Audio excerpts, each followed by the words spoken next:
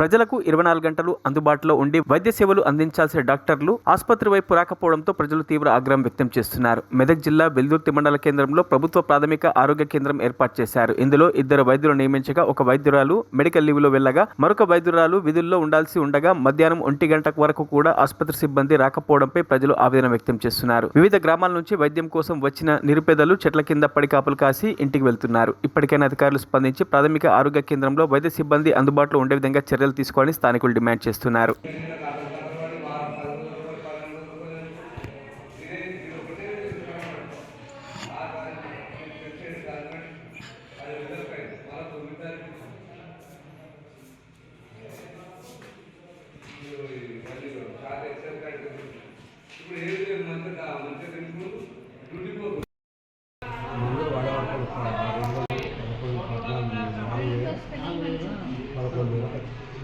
సరే వస్తలేవని 11,400